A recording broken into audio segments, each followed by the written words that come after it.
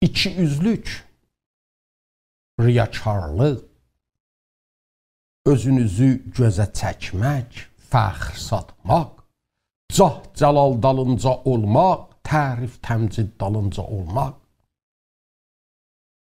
Doğrudan da bunlar insanın həyatının hər sahəsində görünür. Bunlar lap o məşhur, lap o tanınan oyunlardır ki, tiyatr salonuna dönmüş bu dünyada səhnəyə çıxıb. Və İsa elə bunun ziddinə durur və görürük ki, necə rahatca adam həm tarı ilə olan rabitəsində, həm də ayrı insanlarla olan rabitəsində bu oyunlara düşə bilər. İsa'nın dediyi bu sözlərə bir qulaq asın. Diqqət edin ki, yaxşı əməlləriniz insanlara özünüzü göstərmək üçün olmasın. Yoxsa göylərdə olan atanızın yanında əcriniz olmayacaq. Ona görə sədəqə verdiyin zaman onu şeypurlarla car çəkmə, necə ki, riyakar adamlar xalqın yanında hörmət qazanmaq üçün kənisələrdə və küçələrdə edirlər. Doğrusunu sizə deyirəm, onlar bütün əcrlərini alıblar. Lakin sən sədəqə verdiyin vaxt qoy sol əlin sağ əlinin nə etdiyini bilməsin. Sədəqən gizlin olsun. Gizlini görən atan da sənə əvəzini verəcək. Dua edəndə riyakar adamlar kimi olma. Çünki onlar sevirlər ki, özlərini ayrı adamlara göstərmək üçün kənisələrdə və küçələrin ağzında durub dua etsinlər. Doğrusunu sizə deyirəm. Onlar bütün əcrlərini alıblar. Lakin sən dua etdiyin vaxt öz otağına gir və qapını bağlayıb gizlində olan atana dua et. Gizlini görən atan da sənə əvəzini verəcək. Dua etdiyin vaxt bütpərəstlər kimi boş sözlər demə. Çünki onlar elə güman edirlər ki, sözlərinin çoxluğu ilə duaları eşidiləcək. Onlara oxşamayın. Çünki atanız sizin nələrə möhtac olduğunuzu siz ondan istəmədən bilir. Bunun üçün belə dua edin. Ey göylərdə olan atamız, sənin adın müqəddəs olsun. Səltənətin gəlsin, sənin istədiyin göydə olduğu kimi yerdə də olsun. Gündəlik çörəyimizi bugün bizə ver və bizim borclarımızı bizə bağışla. Necə ki, biz də bizə borclu olanları bağışlayırıq. Bizi imtihana çəkmə, lakin şərdən xilas et. Çünki səltənət, qüdrət və izzət əbədə kimi sənindir. Çünki əgər insanların sizə etdiyi günahlarını bağışlayasınız, göylərdə olan atanız da sizi bağışlar. Amma əgər insanların sizə etdiyi günahlarını bağışlamayasınız, atanız da sizin günahlarınızı bağışlamaz. Oruç tutduğunuz zaman riyakar adamlar kimi qaş-qabaqlı gəzməyin. Çünki onlar özlərini insanlara göstərmək üçün görünüşlərini dəyişirlər. Doğrusunu sizə deyirəm, onlar bütün əcrlərini alıblar. Lakin sən oruç tutduğun vaxt başına yağ sürt və üzünü yuq. Elə ki, adamlara yox, gizlində olan atana oruclu görünəsən. Və gizlini görən atan da sənə əvəzini verəcək. İsa burada nə gözəl göstərir ki, insanlar bütün rabitələrində nə qədər azmış vəziyyətdədirlər. Dua etmək, oruç tutmaq, möhtaclara kömək etmək, gərçi çox əsil, çox düzgün əməllərdilər.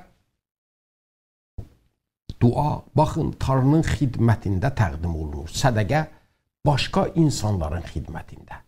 Oruc da bu haqda bizi düzgün bir vəziyyətdə saxlar. Amma görürük ki, riyakarlıq necə onları səhv şeylərə çevirir. Elə bir fürsətə ki, onda insan ancaq öz fəxri dalıncadır. Ancaq istəyir ki, özünü gözlərə çəksin. Doğrudan da niyə belə edirik? Bu iki üzlüyün, bu riyakarlığın səbəbi nədir? Güman edirəm, əgər onun səbəbini tapsaq, ona əlac da tapacaq. Baxın, İsa sözün arasında buna da işarə edib deyir. Bunları onun üçün edirlər ki, ayrı insanlar onları görüb, onları tərif təmcid etsinlər. Riyakar adamların fikri bunda deyil ki, Tanrıya ya da ayrı insanlara xidmət etsinlər. Onlar ancaq öz fikirlərindədirlər. Əgər səbəb budur, o zaman əlac da bəllidir. Biz gərək o qədər Tanrı ilə məşğul olaq ki, artıq öz fikrimizə olmayaq. Əgər bu teatra çevrilmiş dünyada tamaşaçı dalındayıq, gərək bir düşünək. Hansı tamaşaçı mühümdür? İnsan, yayın ki, Tanrı. İnsanlar zahiri görürlər. Onun üçün də belə oyunlarla olar ki, onları aldadaq. Amma Tanrı zahiri yox, batini görür, içi görür, qəlbi görür. Tanrını aldatmaq mümkün deyil. Buna görə də lazımdır ki, kimlərin bizə tamaşaçı olduğunu diqqətlə seçək. Əgər insanları seçək, artıq İsa'ya doğru bir şəkildə peyrəv ola bilmərik. Tanrının ikiyüzlükdən, riyakarlıqdan acığı gəlir. O, sədaqəti sevən bir Tanrıdır. Bunun üçün də İsa buyurur, dua etdiyim vaxt bütpərəstlər kimi boş sözlər demə. Çünki onlar elə güman edirlər ki, sözlərinin çoxluğu ilə duaları eşidiləcək. İsa buyurur, onlara oxşamayın. Çünki atanız sizin nələrə möhtac olduğunuzu siz ondan istəmədən bilir. Və bizə doğru düzgün duanın modelini verir. Deyir, belə dua edin, ey göylərdə olan atamız, sənin adın müqəddəs olsun. Səltənətin gəlsin, sənin istədiyin göydə olduğu kimi yerdə də olsun. Gündəlik çörəyimizi bugün bizə ver və bizim borclarımızı bağışla, necə ki biz də bizə borclu olanları bağışlayırıq. Bizi imtihana çəkmə, lakin şərdən xilas et. Çünki səltənət, qüdrət və izzət əbədə kimi sənindir. Və arxasında İsa əlavə edir. Çünki əgər insanların sizə etdiyi günahlarını bağışlayasınız, göydə olan atanız da sizi bağışlar. Amma əgər insanların sizə etdiyi günahlarını bağışlamayasınız, atanız da sizin günahlarınızı bağışlamaz.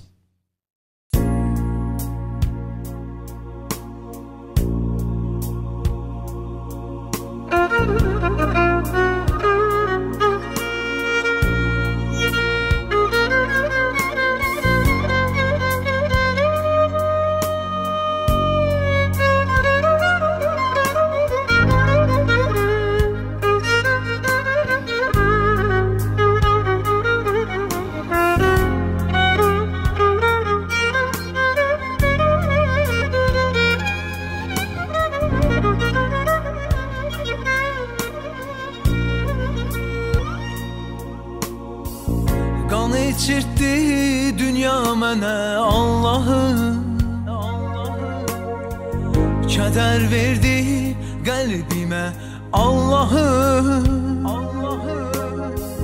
dərd gətirdi dünya mənə Allahım, tək ümidim qaldı sənə Allahım. Qan içirtdi dünya mənə Allahım, kədər verdi qəlbimə Allahım, dərd Gətirdi dünya mənə Allahım. Tək ümidim qaldı sənə Allahım. İstəyimi tapmışam, arzulara çatmışam. Bircə qalır cənnətdə sənlə əbədi olmaq. İstəyimi tapmışam, arzulara çatmışam. Bircə qalır cənnətdə sənlə əbədi olmaq.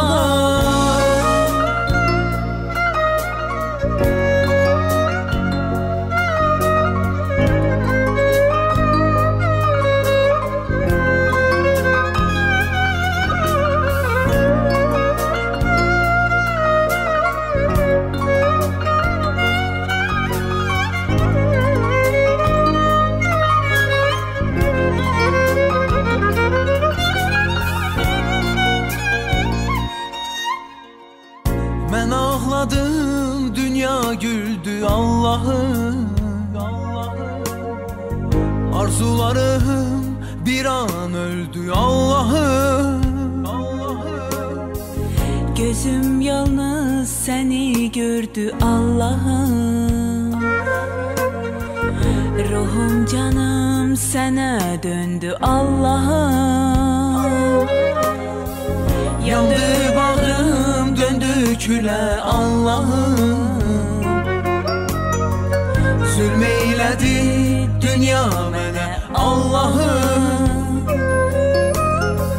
Bənzəmişəm solmuş gülə Allahım. Ruhum canım sənə döndü Allahım. İstəyimi tapmışam, arzulara çatmışam. Bircə qalır cənnətdə sənlə əbədi olmaq. İstəyimi tapmışam, arzulara çatmışam. Bircə qalır cənnətdə sənlə əbədi olmaq. İstəyimi tapmışam, arzulara çatmışam. Bircə qalır cənnətdə sənlə əbədi olmaq. İstəyimi tapmışam, arzulara çatmışam. Bircə qalır cənnətdə sənlə əbədi olmaq. İstəyimi tapmışam, Arzulara çatmışam. bircə qalır cənnətdə Sənlə əbədi olmaq. sənlə əbədi olmaq. Sənlə əbədi olmaq.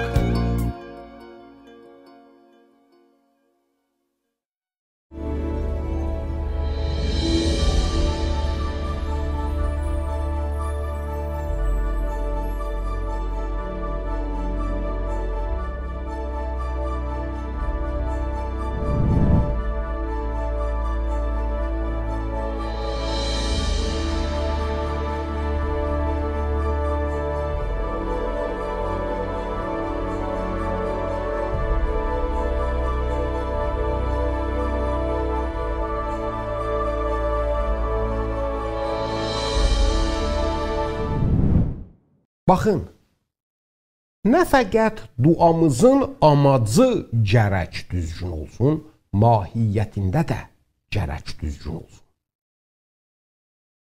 Dua, yəni Tanrı ilə olan həqiqi rabitəmizdə onunla həmsöhbət olmaq. Həmsöhbətlikdə nə qədər ayıb olar ki, adam havayı, düşünməmiş və boş sözlər danışsın. Əgər belə bir işi insanlarla olan söhbətlərimizdə edək, nə qədər ayıb olar? Bəs gör nə qədər Tanrı ilə olan söhbətlərimizdə. Çox təəssüf ki, insanlar səhv fikirlər ilə elə düşünürlər ki, sözlərin çoxluğu bais olur ki, Tanrı onların səslərini, onların dualarını eşitsin. İsa buyurur, onlar kimi olmayın. Məsihilərin inandıqları tarı belə deyil. O bir ata kimidir ki, övladlarının bütün ehtiyaclarını bilir, onlardan xəbəri var. Biz ehtiyaclarımızı onun huzurunda bəyan etməklə bu məqsəd dalınca deyilik ki, güya onu öz ehtiyaclarımızdan agah edirik, xəbərdar edirik və ona xatırladırıq ki, bizə olan vəzifəsini yerinə yetirsin. Xeyr, əsla, haşa. Biz bu işlə çalışırıq ki, özümüzü ona talib edək. İçimizdə, batinimizdə onu axtaraq. Biz bu işlə doğrusu özümüzüdür ki, daha çox agah edirik.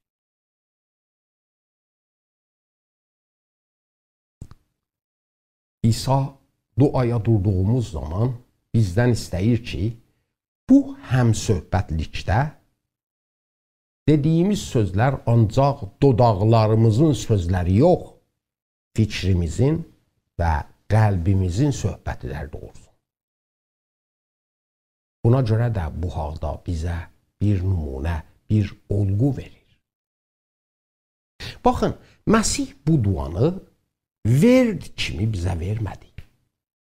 Məsih bu duada bizə dua haqqında bir nümunə qoydu. Bizə göstərdi ki, tarı ilə olan bu ikitərəfli rabitəmizdə gərək nələr olsun və nələr eləyə bilər bu rabitəni daha da dərinləşdirsin, daha da səmimi etsin. Məsihin təlim verdiyi birinci mətləb budur ki, göyə baxdıqda fəryad etməyin, ey böyük tarı ki bizdən çox uzaqdasan, əlimiz çatmayan bir yerdəsən. İsa buyurur, siz ki mənim qanımın vasitəsilə yuyulubsuz və mənim ruhum sizdə sakindir, sizin artıq kimliyiz var. İtmiş deyilsiz. Buna görə də duanı bu ibarət ilə başlayın. Ey göylərdə olan atamız. Və bu ata ibarəti bizim kim olduğumuzu göstərir. Baxın, bizim həyatda etdiyimiz çox rəftarlar, çox əməllər bizim kimliyimizdən qaynaq alır. Çox təəssüf ki, insanlardan çoxları özlərinə yalan və saxta kimliklər qəbul ediblər.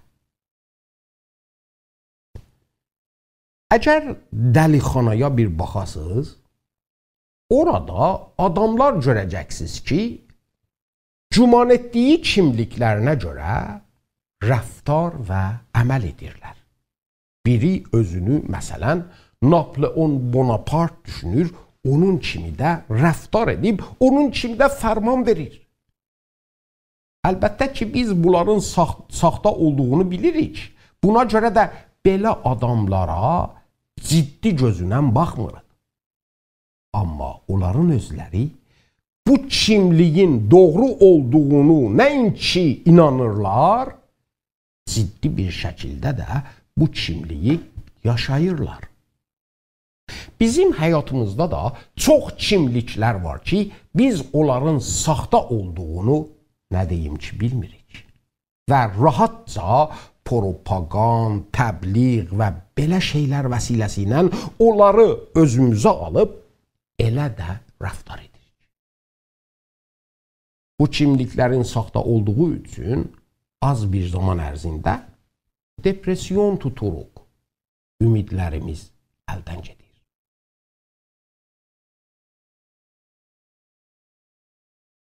Məsih buyurur ki, dua etdiyiniz zaman, tarını atanız çağırdığınız zaman, gərək onun atanız olduğundan arxayın olasın. Məsih buyurur ki, arxayın olun. Arxayın olun ki, o sizin atanızdır. Məsih buyurur, belə bir kimlik gərçi sizə əvəzsiz və müftə başa gəlib, lakin tarı üçün böyük bir qiymətə başa gəlib. Tarı həmişə özünü insanlara ata görüb və görür də, tarı heç vaxt insanları öz övladı olmaqdan atmayıb ki, tarı daim çalışıb ki, övladlarına nicat versin. Bu övladlardır ki, həmişə tarının sinəsinə vurub onu rədd ediblər. Məsih buyurur, duaya durduğunuz zaman gərək o iki tərəfli rabitədə olmağınızdan arxayın olasınız və arxayınca biləsiniz ki, tarı sizin atanızdır. Bu arxayınlıq, əzizlərim, o zaman baş verər ki, İsa Məsihə olan iman vasitəsilə onun huzuruna gəlmiş olasınız. Məsih buyurur, yol, həqiqət və həyat mənəm. Mən vasitə olmadan heç kəs Tanrının huzuruna gələ bilməz. Atanın yanına ancaq İsa Məsihin vəsiləsi ilə gəlmək olar. Budur ki, mənə kimlik verir və duada durduğum zaman bilirəm ki, Tanrı mənim atamdır. Onu ata çağırdıqda, vücuduma düşən bütün qorxular, bütün dəhşətlər aradan gedir. Çünki o mənim atamdır. Aya, atanızın huzurunda olanda ondan qorxursunuz? Aya, atanızla danışmaqdan qorxursunuz? Əlbəttə ki, yox. Buna görə İsa Məsih buyurur, sizin kim olduğunuz mühümdür. Tanrı ilə iki tərəfli rabitədə olan vaxt kim olduğunuzu yaddan çıxarmayın. Bir atanız olduğu üçün də siz bütün imanlılar, bacılar və qardaşlarsınız. Beləcə duada durduğumuz zaman Tanrını ata adı ilə çağırdığımız zaman kimliyimizə işarə edirik. Tanrının bizimlə nə rabitədə olduğuna işarə edirik. Və həm də buna ki, bir-birimizlə nə rabitədəyiz. Biz bacılar və qardaşlarıq.